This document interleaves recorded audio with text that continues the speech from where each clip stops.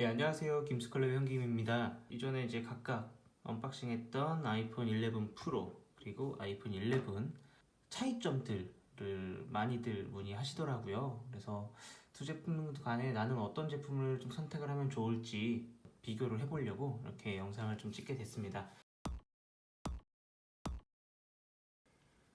네, 일단 아이폰 11 같은 경우에는 6.1인치의 리퀴드 레티나 HD 디스플레이를 장착을 했다라고 나와 있어요. 뭐 사실 이름은 뭔가 되게 막 화려해 보이고 정말 애플스럽지 않은 이름이기는 한데, 이러한 이름의 뒤에는 일단 뭐 사실 아이폰 10R, 기존 모델이었던 아이폰 10R과 동일하죠. LCD 기반의 디스플레이가 서재가 되어 있고요. 사실 해상도가 좀 아쉽긴 해요. 그래서 HD 디스플레이라고 이제 포함이 되어 있고요. 그리고 아이폰 11 프로 같은 경우에는 슈퍼 레티나 XDR 디스플레이라고 하죠. 그래서 이제 뭐 OLED로 바뀐 아이폰 10, 아이폰 10s 그리고 아이폰 10s의 후속작으로 이제 출시가 된 제품이라고 볼 수 있습니다. 디스플레이에 대한 차이가 뭐 간단하게 이 정도로 나와 있기는 하지만 이제 LCD와 OLED의 차이, 그렇기 때문에 뭐 번인이나 이런 것에 있어서는 LCD 제품인 아이폰 11이 조금 더 좋게 볼 수 있겠지만, 또 완벽한 이제 검은색을 표현을 하거나 하는 이러한 디스플레이적인 면에서는 사실은 또 OLED가 더 유리한 부분들이 있기는 하죠. 뭐 디스플레이 쪽에서 조금 더 상세하게 이야기를 해보자면, 아이폰 11 프로 같은 경우에는 아까 제가 이제 슈퍼 레티나 XDR 디스플레이다라고 말씀을 드렸고 OLED가 탑재가 되어 있다 말씀을 드렸잖아요. 그러다 보니 HDR 디스플레이로서 HDR 기능이 좀 활성화가 가능합니다. 하지만 이제 리퀴드 레티나 HD 디스플레이인 이 아이폰 11 같은 경우에는 LCD 탑재로 이제 HDR 기능은 좀 불가능하고요. 각각의 해상도는 아이폰 11이 1792에 828, 이제 326 ppi를 지원을 하고 있고요.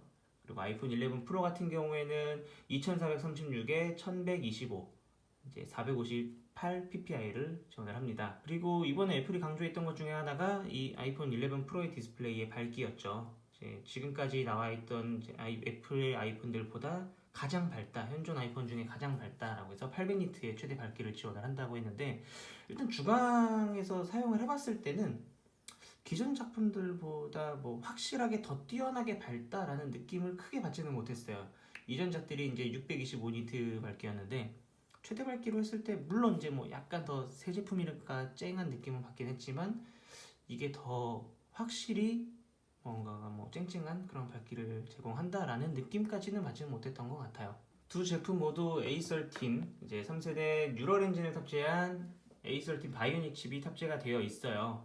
아이폰 11 같은 경우에는 기존작이었던 10R, 굉장히 배터리 뭐 사용량이 굉장히 길다고 유명했잖아요. 그 10R보다 1시간이 더 길다라고 이야기를 했고요.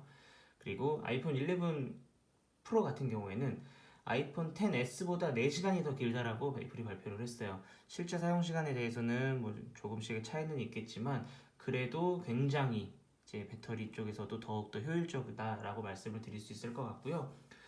또 하나는 이제 방수예요. 이제 원래 이제 생활 방수, 뭐 사실 지금도 생활 방수의 일환이기는 하지만, 기존에 이제 최대 수심 2m에 최대 30분까지 방수가 가능하다라고 이야기를 했던 아이폰 이전작들의 내용으로서는 사실 11과 비슷해요. 최대 수심 2m, 최대 30분 방수라고 이번에는 애플이 공식적으로 발표를 했고요. 기존 제품 테니스 같은 경우에는 최대 30분 생활 방수라 그랬거든요. 그렇기 때문에 방수 쪽에서도 어느 정도의 차이가 있지 않을까라는 생각이 들기도 하고요.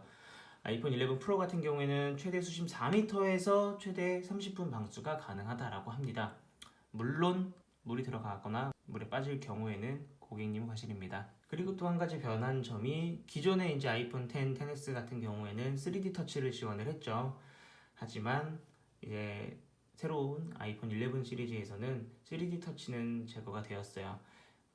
아이폰 10R부터 이미 좀 제거가 됐었잖아요. 그래서 이런 3D 터치의 제외는 좀 확실히 좀 아쉬운 점이기는 한 것 같아요. 네, 디자인의 경우에는 아이폰 11 같은 경우에는 이제 글래스로 되어 있어요. 이제 유리 타입이고 또 이제 유광 타입이에요. 이제 기존작들과 비슷하죠. 그래서 약간의 미끌거림과 그리고 지문이 좀 묻어나는 그러한 느낌이 있기는 해요.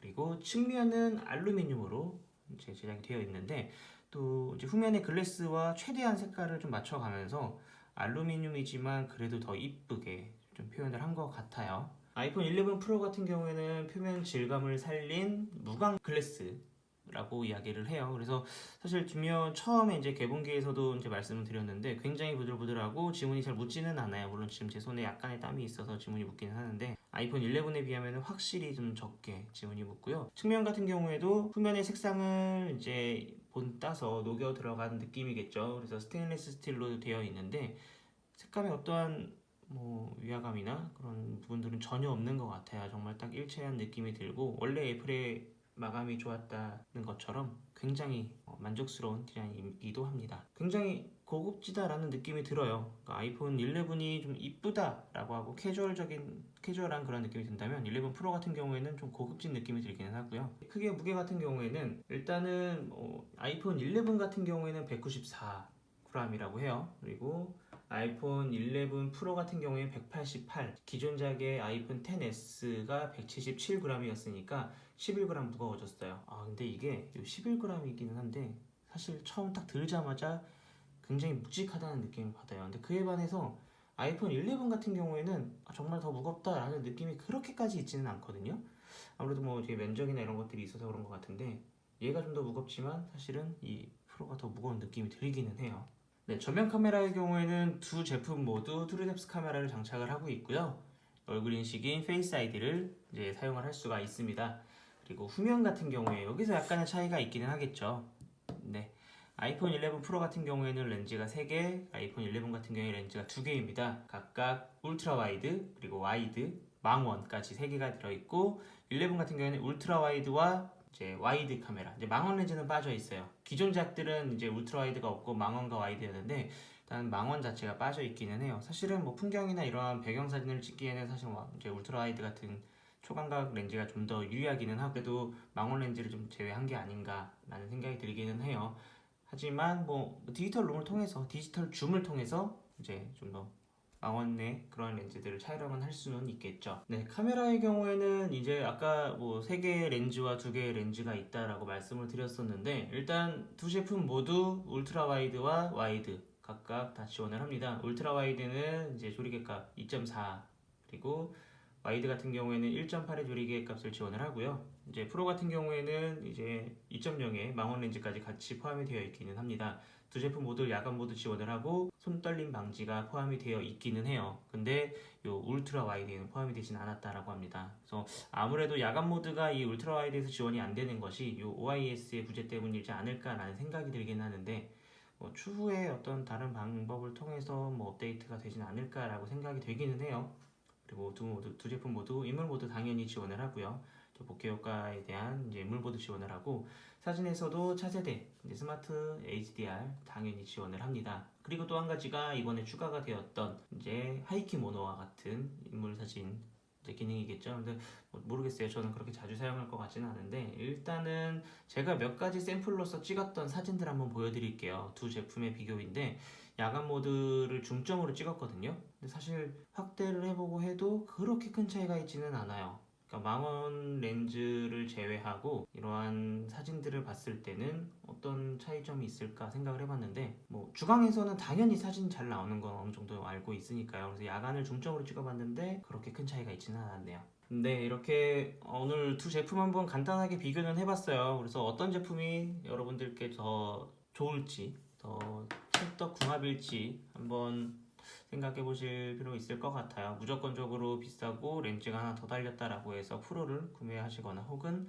나는 컬러가 이뻐서 아이폰 11으로 갈 거야 라고 하시는 분들도 있으시겠지만 사실 과연 어느 정도 이 금액을 더 투자를 할 만큼 이쪽으로 가야 할지 혹은 기존 제품들을 계속 사용을 해야 될지 이러한 차이점들은 이 영상으로서 조금 도움이 되었으면 좋겠네요. 지금까지 김스클럽의 현김이었고요. 구독과 좋아요 다시 한번 꼭 부탁드리겠습니다. 감사합니다.